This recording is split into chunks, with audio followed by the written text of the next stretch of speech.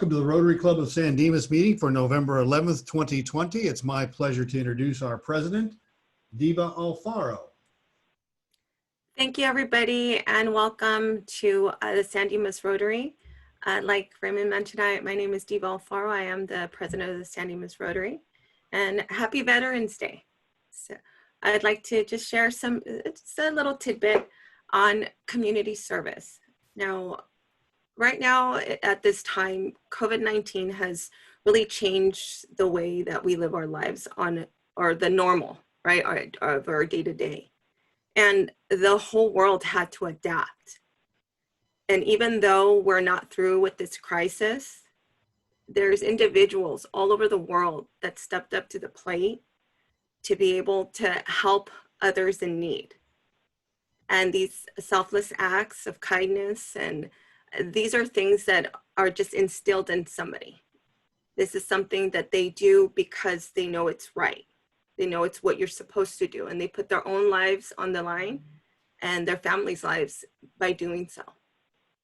And not only do these people do that, but we also have those people that have fought for us, like our veterans, that fought for our freedoms and our lives to allow us to be able to still be here and enjoy the world we live in. So with that being said, I would love to have Steve Scott lead us in the Pledge of Allegiance. Okay, please join me in honoring the flag of our country. I pledge allegiance to the flag of the United States of America and to the republic for which it stands, one nation, under God, indivisible, with liberty and justice for all. Thank you, Steve. I'd like to now have a moment of silence for our fallen veterans that, again, helped us enjoy the freedoms that we have.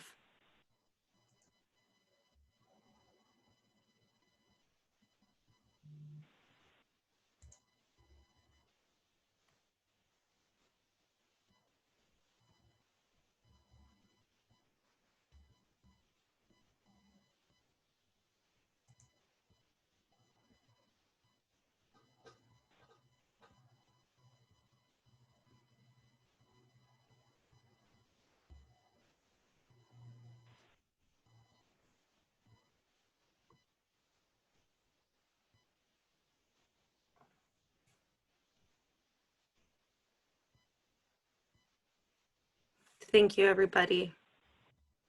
Now, I'd like to go ahead and introduce, like I said, we have some new faces joining us today. And I would love for all of us to introduce ourselves here at the Rotary, introduce all of us to you, and then you introduce yourselves to us. Again, my name is Diva Alfaro. I grew up in the city of San Dimas. I am a licensed loan officer, and I've been a Rotarian for about almost 3 years now. And I'll go ahead and pass that on to Raymond Foster. Hi, I'm Raymond Foster, President-elect. Happy Veterans Day. I want to make it clear that I fought the Battle of Marina del Rey on an 82-foot Coast Guard cutter, and we won.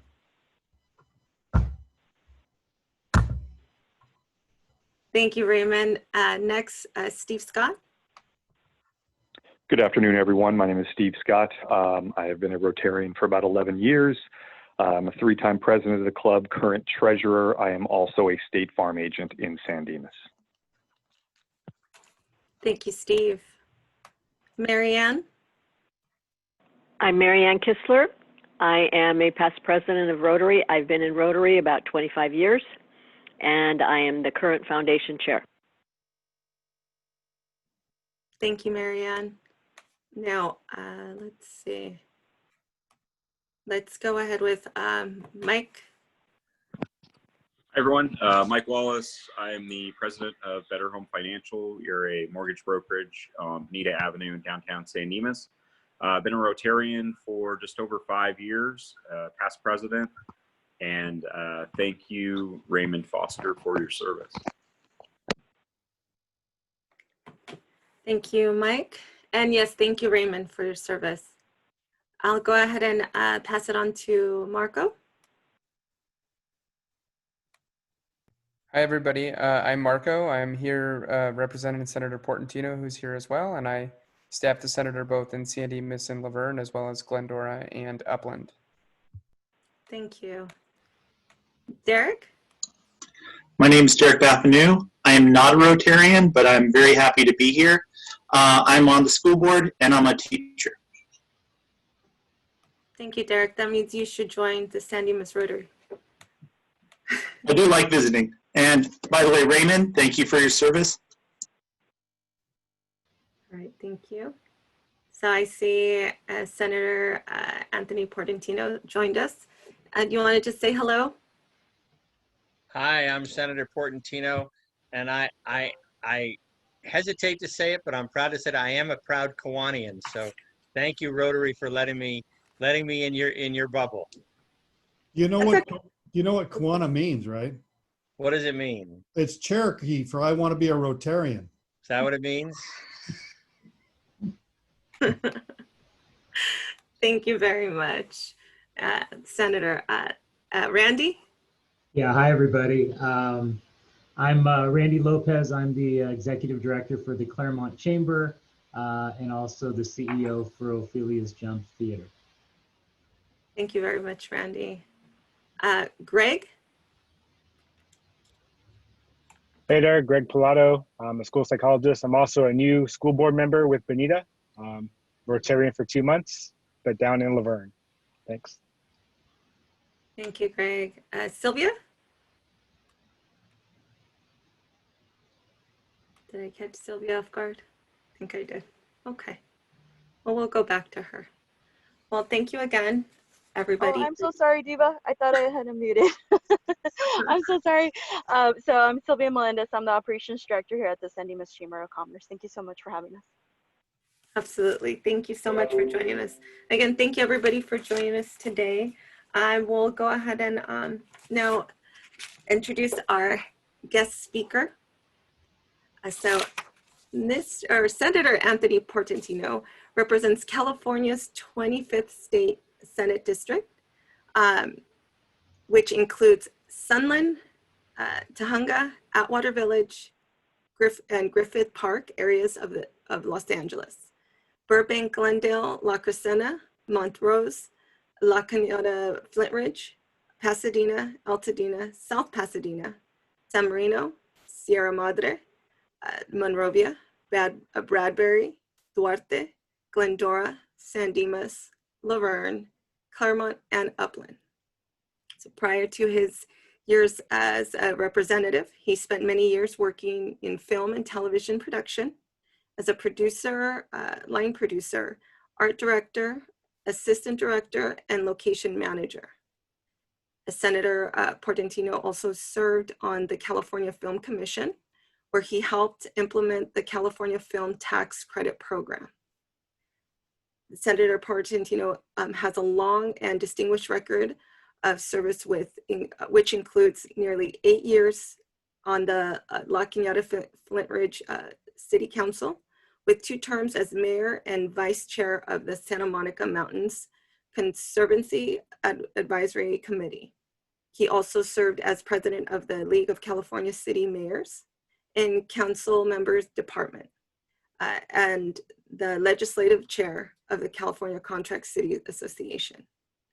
Senator Portantino attended public schools and graduated from Albright College in Reading, Pennsylvania, where he met his future wife, Ellen, a business executive at Warner Brothers, and they have 2 daughters.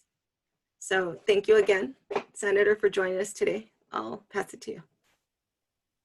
Thank you for having me, President Alfaro. It's great to be here, and as I said, I'm no stranger to service clubs, having been a Kiwanian since 1998. So I love going to both Rotary and Kiwanis meetings, and appreciating the service club aspect of our society. And so, thank you for letting me come share. And it's good to see a couple school board members with us here today.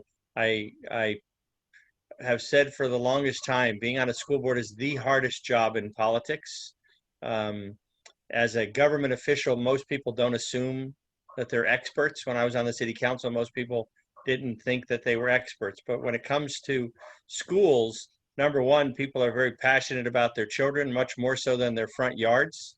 And everybody went to school, so that makes everybody an expert in education. So, I wish our two school board members well. And Greg, you just got elected, so congratulations to you. And I'll touch upon some of the school issues as I go forward, but I also want to appreciate our veterans as well. Today is a special day to honor our veterans. I'll give you a little inside baseball. In my family, it was my older brother's birthday. He was born on November 11th. And so we always got his birthday off. And so that was always a nice thing growing up in New Jersey, having time to celebrate my brother's birthday and appreciate my father, who was a part of the greatest generation and a World War II vet, which is how my family went from an urban family to a suburban family. The GI Bill of Rights, my father, after World War II, had the opportunity to go to college like hundreds of thousands of veterans who came back. And we went from an urban family to a suburban family because he was the first in my family to go to college. Because at the time, we appreciated and invested in our veterans. And we certainly need to do more of that today. When you think that I think 22 veterans commit suicide every day, that is a reprehensible statistic and nothing to be proud of. The mental health issues and the services that we don't give our veterans that serve us, so we could be on a Rotary meeting today and enjoy the freedoms. We have to step up and do more. So to all the veterans out there and your families, thank you for your service. I love representing our district. You talked about how it starts in Sunland to Hunger, goes all the way to Upland. So it's pretty much every city along the 210 except Azusa and Arcadia. Pretty much everybody else along the 210. Unfortunately, we don't get to see each other as much as we should due to COVID. Hopefully, you're seeing a lot of Marco via Zoom. And so Marco represents me very, very well. I'm very happy to have him as part of the team. And of all of my deputies, you should know, they all have 3 cities except Marco. Marco's the only one with 4 cities. And so he works really hard.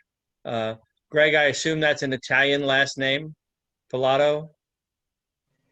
Yes, half Italian, but also half Colombian. So half Colombian. Yep. Marco speaks Italian, so I wanted to make sure that I have I well represent my district, so I have many lingual talented people, and Marco actually speaks Italian, so it's I speak no Italian. I got a little bit of Spanish, but good job, I tell Marco. everybody I'm from New Jersey. I don't speak Italian, but I speak attitude. I'm from New York. I get it. Exactly. So I grew up in a household where my grandparents spoke Italian and my parents only spoke English. So I didn't get to learn any Italian, which I regret. Obviously, we're facing an unprecedented pandemic. If you look at the statistics, we have not turned the corner. We really need to buckle down and be smart about what's going to come next with the cold weather and flu season on top of it. I was just at a socially distanced veterans ceremony in Burbank, and many of the people there were just talking about how it's important to be neighborly about this pandemic. And we're in good neighbor society. We love each other, we care about each other, and the best way you can show that is by wearing your mask, because it not just protects you, but it protects those around you, and we should care about those around us. A mask is not a political statement. It's common sense. I like to say you don't put your hand in a fire because it burns and it hurts. So putting your hand in the fire doesn't make you strong, it makes you stupid. And so, we should embrace a good neighborly approach to each other and wear our masks. So it really does cut down on the spread of COVID 85% or more. And so I encourage everybody to just be a good neighbor to each other, because we more than anything else, the pandemic has showed us what affects one of us affects all of us. We're all in this society together. We all interact together.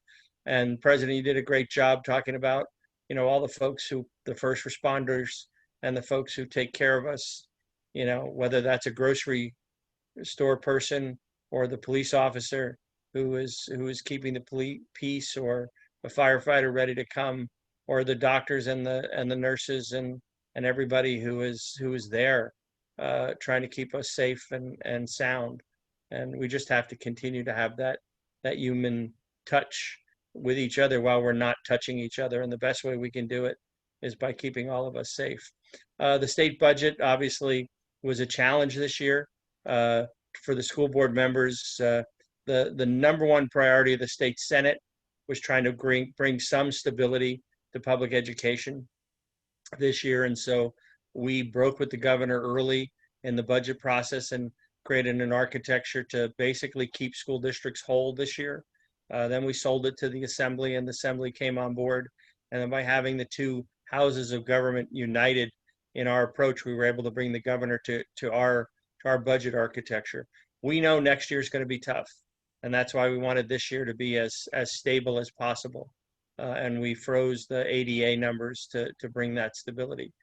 Going forward, both of your superintendents should have gotten an email from my district director last year, and Marco, I think, followed up last week, excuse me.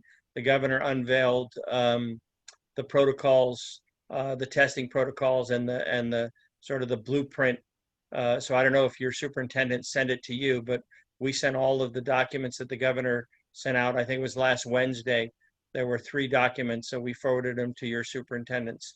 I'm going to be hosting a meeting with the Department of Finance and the governor's office. In the western part of my district is a thing called the 5-Star Coalition, made up of Burbank, Glendale, Pasadena, South Pass, and La Cañada. And so their 5 school districts meet routinely. And we're going to do a briefing with the governor's office and the Department of Finance on reopening under COVID. And I'm going to invite all the eastern cities to participate in that presentation. So you should alert your superintendents, because it's one thing for me to paraphrase what they're saying. It's another thing for you to be on the phone with them and be able to ask questions. I've done it a couple times, and I think it's a very productive conversation. So we're working on that, hopefully within the next 2 weeks, to set that up. So look for that. Obviously, the economy is on everybody's mind. Reopening the economy, getting people back to work, dealing with EDD cases. You know, Marco deals with tens of, probably hundreds of EDD cases every week. And we're on the phone with EDD almost every day, dealing with EDD cases. And so that's unfortunately a facet of our existence at the moment. We've tried to express to the secretary, and I did a town hall with the secretary on EDD. And so you can see that, or go to my website. There's the Zoom, there's a link to the meeting with the secretary, if you want to see what she had to say about streamlining and making the EDD more efficient. Mental health has been on everybody's mind. The impact of COVID on our families has been significant. We've done 2 mental health town halls, one specifically targeted for families, and then one targeting youth. And the youth one was actually driven by 2 teenagers who did a survey of other teenagers to find out what was on their mind. And both of those town halls are on my website. So you can, or Marco's put the link to the website in the chat. You can find those town halls.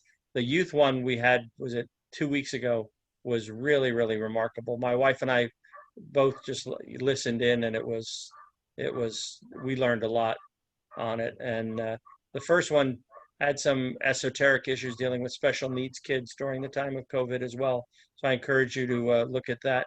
Legislatively, I'm going to continue to do more work on mental health and mental health first aid, making sure that school officials, just like we train people on CPR, we also need to train people to know how to deal with mental health issues from a public health perspective, and not just the mental health provider. So we're going to be doing a lot on mental health first aid. I partnered with First District PTA 2 years ago on a series of town halls where we taught mental health first aid to about 300 people, but we're going to be trying to bring that approach more statewide.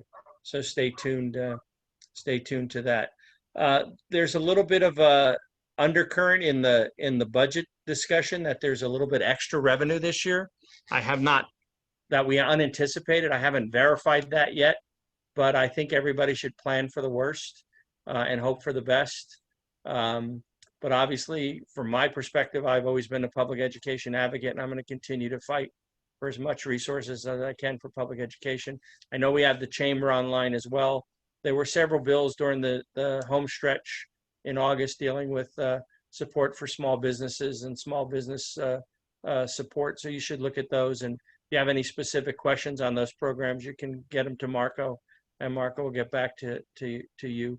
We're still looking at creating a California-specific economic development package that can stimulate the economy. And so my colleague Bob Hertzberg is working with trying to accelerate revenues from out years so we can stimulate the economy today, which is when we need it. Obviously, rent stabilization was important. We tried to walk a fine line to stabilize the rental housing market, to bring some protections to tenants, but also recognize that a lot of mom and pop landlords were being devastated as well. So we tried to walk that fine line. Frankly, a lot of the progress came through the Senate. And then there were a few things that were displaced in the last couple hours, the tumultuous hours of the legislative session. We get sworn in on December 7th, that Monday, and then we do a reorganization meeting. And then we come back to full session in January. I don't anticipate it being regular and normal. I think we're going to continue to be on social distancing protocols come January, which is why I come back full circle to the obligation we all have to try to make our communities as COVID-free as possible, and that is respecting social distancing. Please don't have big Thanksgiving parties.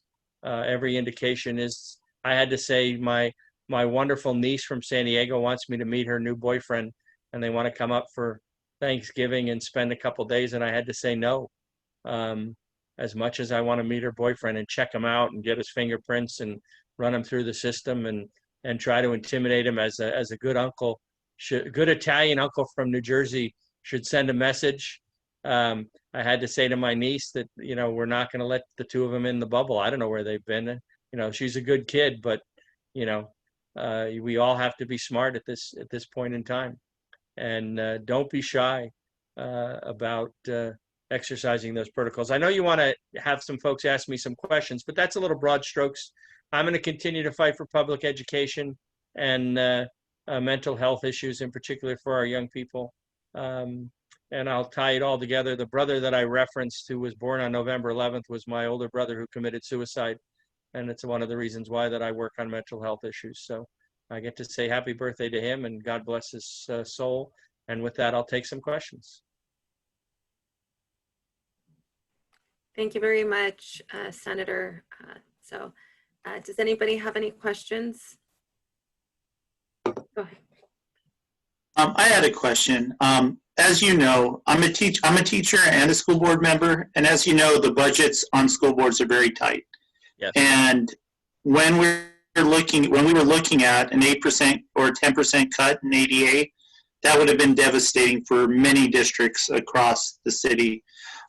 Is it possible, or are we looking at maybe freezing ADA going forward, or are we still looking at a possible drop in ADA? Well, that's what we did this year. That was our approach, was just to hold everybody harmless, and we froze ADA. And we were able to sell that. Now, there were some districts that fought us because there were some districts who had growth who were saying we weren't going to pay for their growth. And then we, had some districts who were losing some students, but we felt it was the most equitable way to do it. I have to be honest, in my 10 years, 12 years of being in the legislature, last year was the first time people really recognized how important public education was and how important it was to prioritize not devastating public education. Now, frankly, a lot of that is driven by LA Unified, which is both good and bad. The good news is because they're so large, people, tend to defer to them a lot. The bad news is they also suck a lot of the life out of the room from the small districts. And, we're seeing that with the testing. LA Unified was able to make a deal with UCLA and now is set up. And, one of the commercials that I've been expressing to the governor's office is you can't forget the small districts, and we can't have the Wild West as we do testing. And that's why that manual that came out last week is important. So believe me, I think you should prepare for cuts. I don't want to sound too optimistic, but I also know that there has been a change in the tide in how we look at education funding. It used to be that there were about a half a dozen of us that would say we have to increase LCFF, we have to increase the COLA, we have to do these things, we have to increase. And I've been successful pre-COVID 2 years in a row. I was able to increase LCFF and also funding for special ed. So there is a chorus now that's bigger than it has ever been, which is good. So I think we'll do as best we can, but not knowing what the full revenue picture is, I can't tell you what that's going to look like. Just to kind of take this opportunity, I'm of the opinion education has been underfunded, especially in California, for some time. Forever. And part of the reason for that would be unduplicated, I guess, funding, and also special ed and other things that are very underfunded. So as someone who deals with budgets that are not, that lack appropriations, it just makes it really hard to have staffing and morale and all these things when we don't make the education of our kids priority. So I'm just kind of, I guess, advocating for all of our kids to you, see if you could kind of, I understand we're in a recession, but if we wouldn't balance our budget on the backs of our kids, I definitely would appreciate that. Yeah, and like I said, you've been making, you just made the argument I've been making my entire time we're there. I mean, the best way to stimulate the economy is to educate our kids. The best way to cut down on the prison population is to educate our kids. The best way to create jobs is to educate our kids. I mean, it is the single most important investment we can make, and it has been a struggle. I was happy that, when I got elected to the Senate, I was able we doubled the COLA and we increased special ed funding. It wasn't enough, but it was remarkable that we were able to get those things done at a time when, I always say every politician runs on education and then they get to Sacramento and they get distracted. I've never been distracted. And, I'll continue to carry that message to the fullest extent and the clout that I have. And I appreciate that. And thank you for last year. We were looking at some terrible options, and I definitely appreciate last year, and I'm hoping that you'll continue to fight for us. Thank you for that. Absolutely. Okay. Anybody else? Any other questions? I have a question.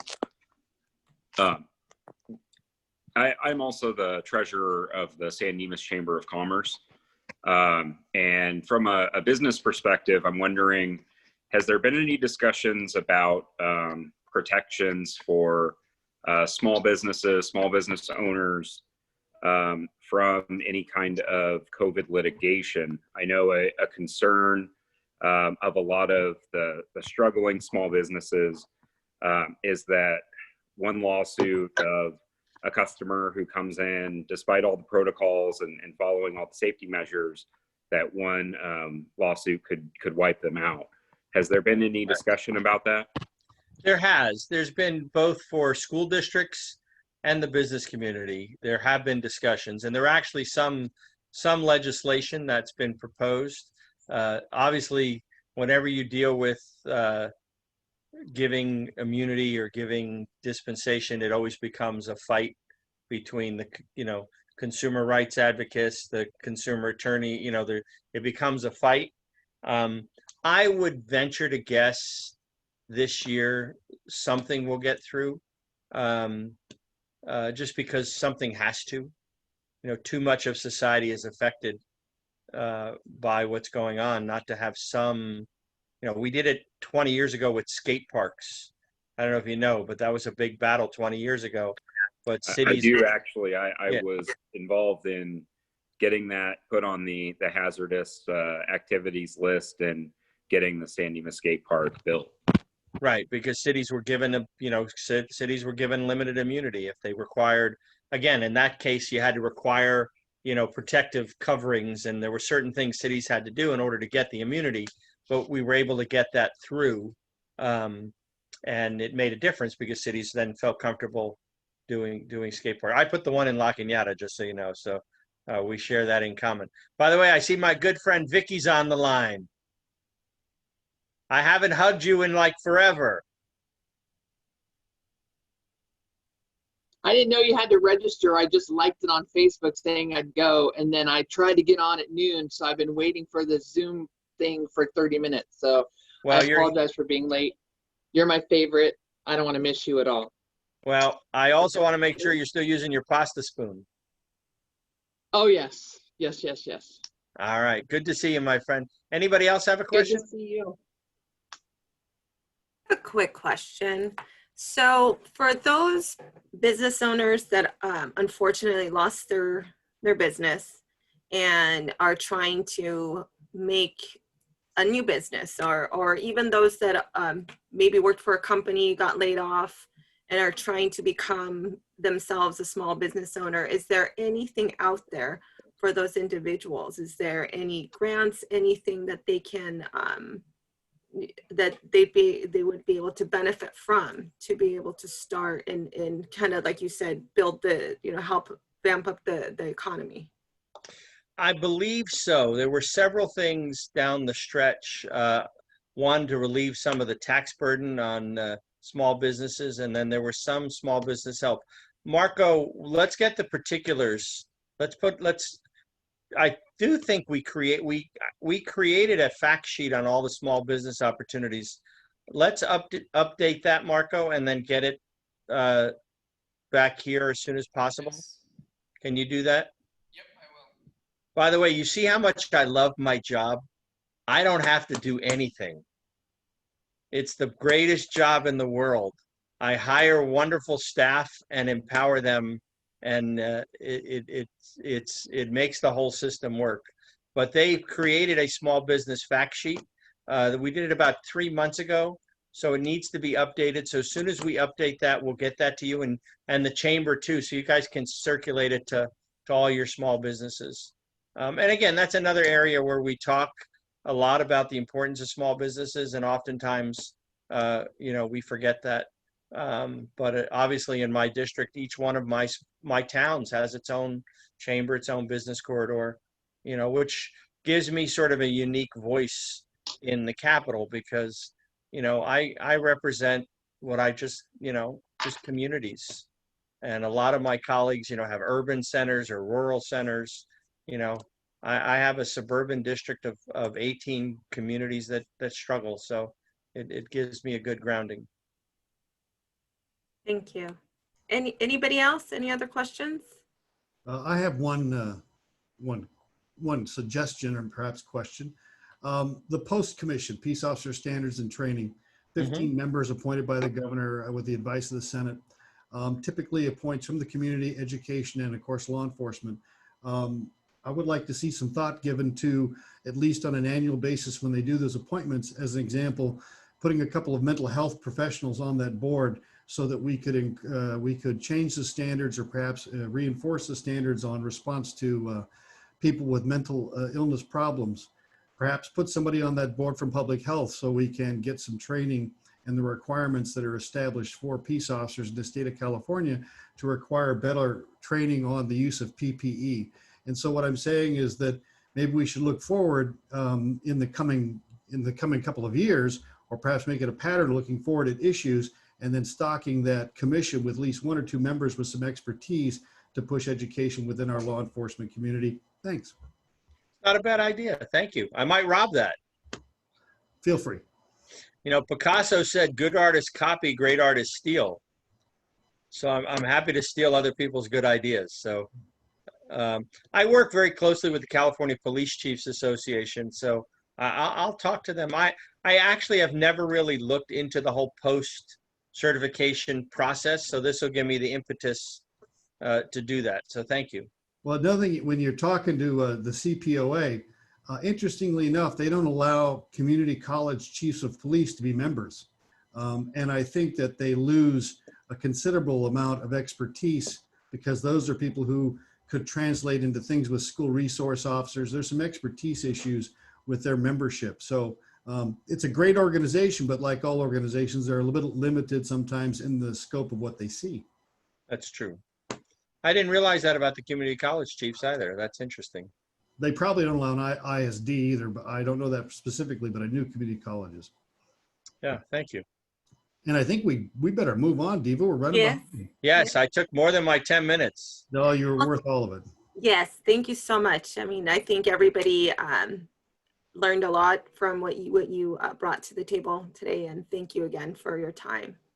So I'm going to go ahead and pass it on to our craft talk with Randy Lopez.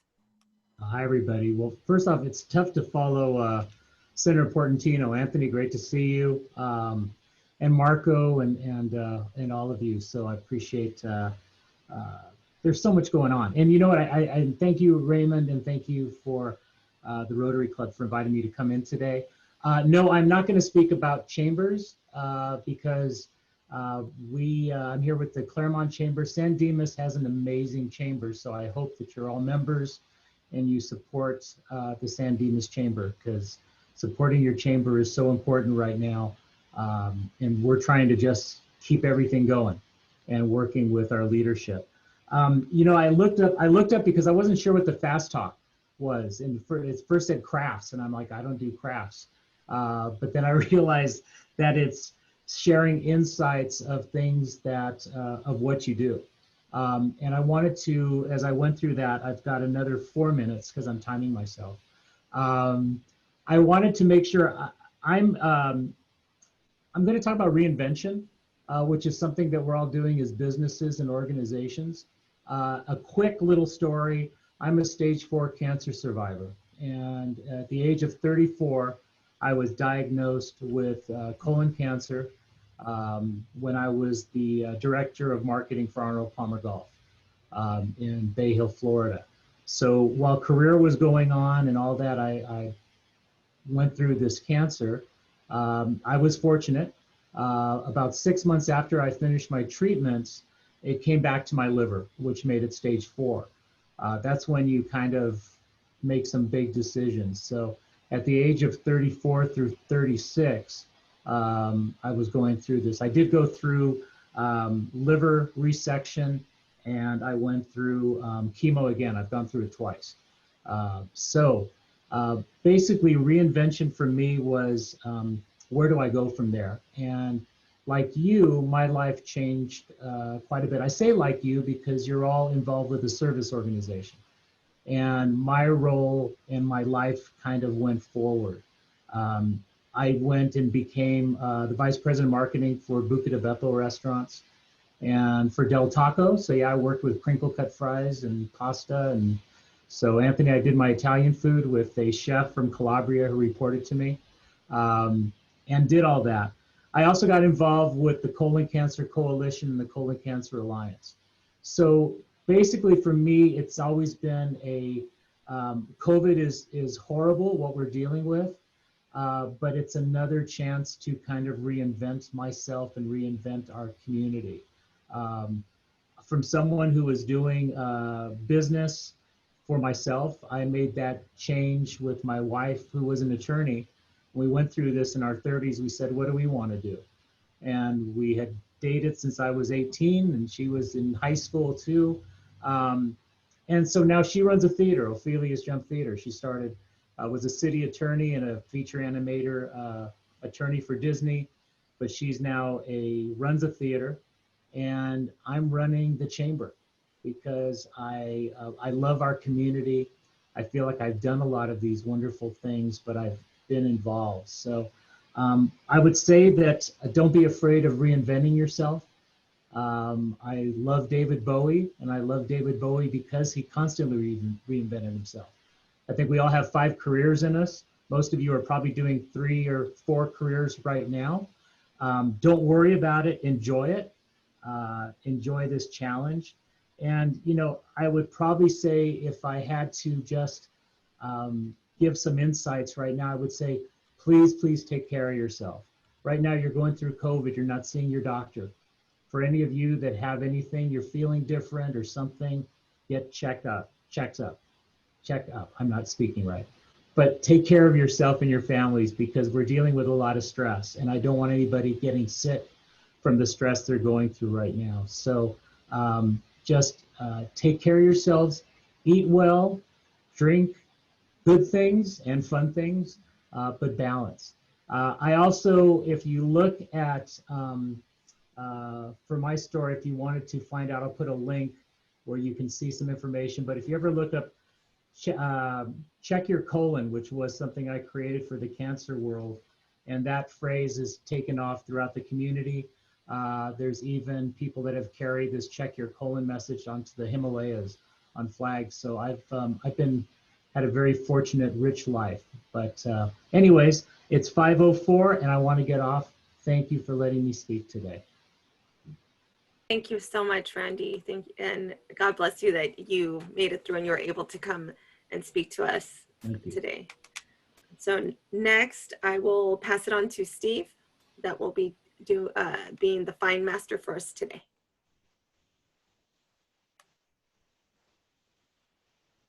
Are you there, Steve?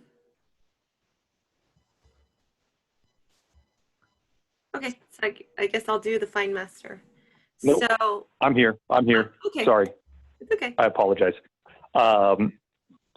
For those of you that don't know, most Rotary clubs have a fine master who fines members each week, and each member agrees to be fined a certain amount of money throughout the year. We have changed our format over the last year or so to basically a three-pronged fine approach.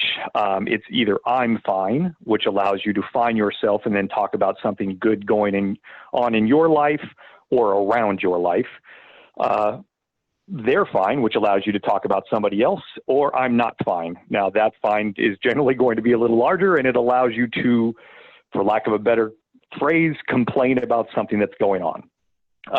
So at this moment, I'd like to give anybody an opportunity to fine themselves for any of those three reasons. I'll start, Steve. I am going to fine myself $5. I know Senator Portantino just dropped off, but I wanted to say that maybe he can watch the replay on public access. But Marco Lundgren does an excellent job representing him in our local community. He's everywhere. He's always involved, and he responds very quickly and always comes through whenever we're asked for any sort of representation of the senator's office. So Marco's doing a great job, and I just wanted to recognize him. Thank you, Mike. Hey, Steve, I'll find Anybody else? Steve, I'll find myself $11 on this day. 102 years ago, my grandfather had been wounded 3 times and found himself a prisoner of war in a German prisoner of war camp. He was declared dead. He escaped and then walked to Le Havre. Because he was dead, they wouldn't let him on the boat. And so he had to take a tramp steamer home. And when he got to New York, the Army still insisted he was dead. So he walked home to Illinois. And I met that man. And when I came home from boot camp, I went over there in my Class A uniform to talk to him. And just his story of living through that, the Great Depression, World War II, and all the changes that occurred in the 20th century. It's worth $11 to remember veterans like that. Fantastic. Thank you, Raymond. Anyone else? I'll go. I'll find myself $10. Just want to say great job to Raymond and the Masonic Lodge. And it was great for a great event for the winter coat drive. Everything went very smoothly. The only downside was that it was just freezing, but it seemed like it all went well. So good job. Imagine being in North Dakota and trying to do one of those. It's true. I'm going to go ahead and fine myself $10. If you reflect back, call it 7 months ago or so, where we were, like many organizations, a bit rudderless in that we didn't know what the future held. And here we are, November of 2020, still in the midst of a pandemic. we have managed to flourish in a lot of ways through the hard work of several people. But the fact that we just had a state senator at our meeting, the fact that our meetings are now on public access and on a YouTube channel, and our social networking has just really blown up. I just want to thank every club member. It's been a lot of hard work, but we are in a really good place, and that's a tribute to all of you. So I'll find myself for that. How much? $10. I'm the one who keeps track of it. That's all you got to worry about.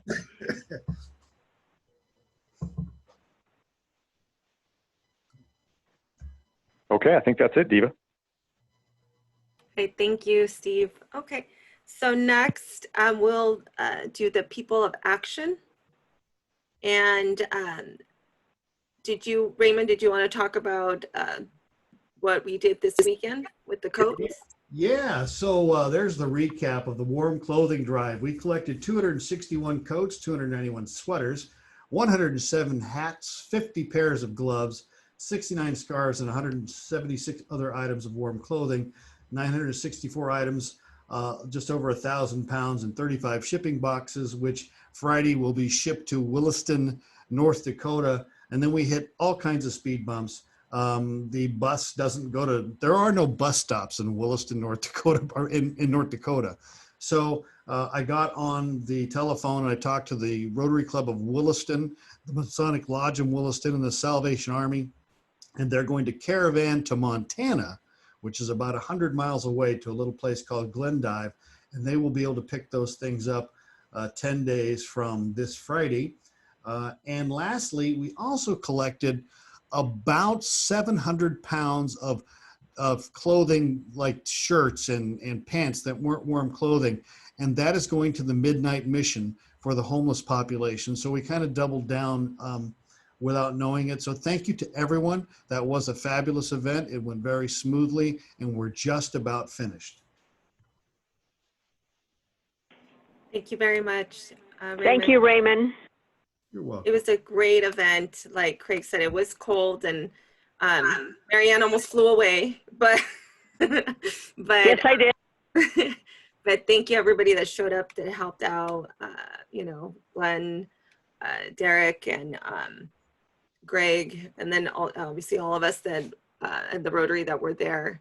I mean, thank you for allowing us to be a part, and especially Raymond, thank you for bringing this to us, because it was it showed what a great community we have, that they went into their closets and brought things, and not only brought nice clothing for these people, but also donated as money as they came by. So it was great to see that, especially because it was a windy and it semi-rained that day. So thank you for that, everybody.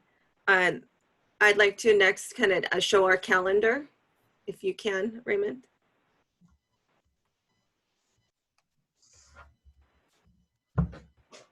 You should see So this is what we have coming up for the remainder of November and December. Please, those of you that are not Rotarians and would love to come and do a fast craft talk, we would love to have you get your names on our calendar and speak and tell us about what you do. And also come and just join us and listen to some great speakers that we'll be having in the next months, and then the fall, and also next year as well. Now, I'd like to go ahead and pass it on to Mike for the four-way test.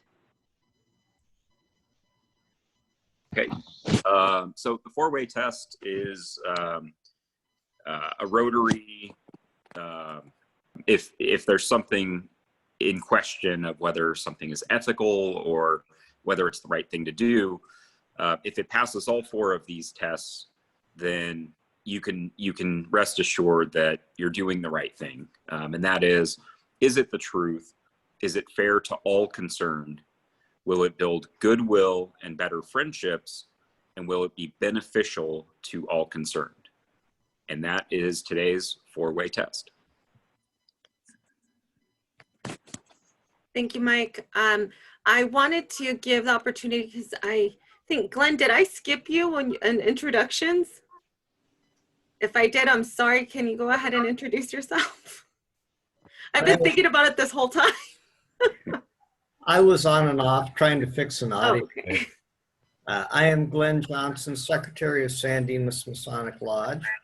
I certainly enjoyed the warm coat flag, and I'm hoping that San Dimas Lodge and Rotary can work together on events in the future. Absolutely. Thank you so Thank much you. for having us. It was a great experience, and we would love to do that. Good. So next, I'd like to have Vicki introduce herself. Hi, I'm Vicki Malashevsky. Glenn is an awesome cook too. He does all their stated dinners. He's amazing. His food is delicious. So I just wanted to come on and I know quite a bit of you, so it's really nice to see your smiling faces, Diva, everybody, Derek, Raymond. So cool. So nice that you guys are doing this for the community. So thank you. Thank you, Vicki. It's nice seeing you. I haven't seen you in such a long time. I'm glad I got to see you today. I know. Good to see you. And let's see. Oh, and I did the 5K walk this morning. Oh, good for The you. Bonita Wellness 5K Challenge. Yes. So I did that with all the sponsors. So that was kind of cool. So if you guys are interested, you can do 5 different loops. It was great to walk through San Dimas and Laverne. So it's a nice thing for the schools. So that's great. Absolutely. Thank you. Thank you for bringing that up. Craig, you want to go ahead and introduce yourself since we didn't get you earlier?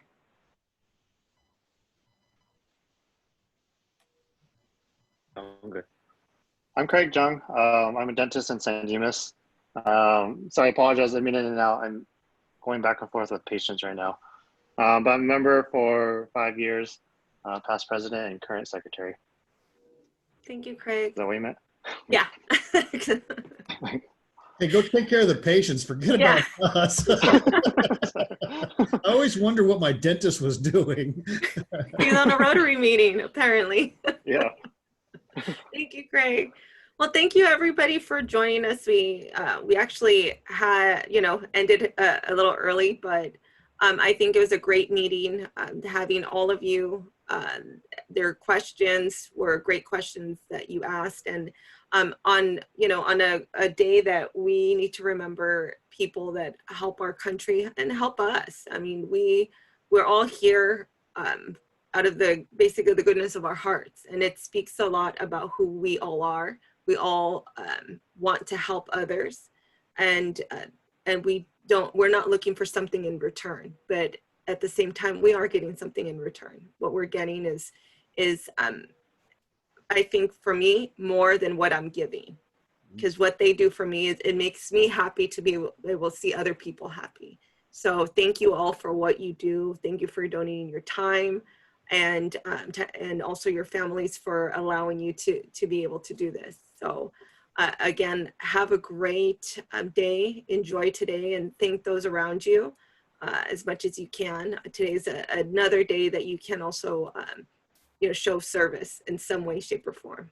So everybody enjoy the rest of your day and have a great week. And this is adjourning the meeting. Thank you. Thank you. Thank you, Raymond. Bye, everybody.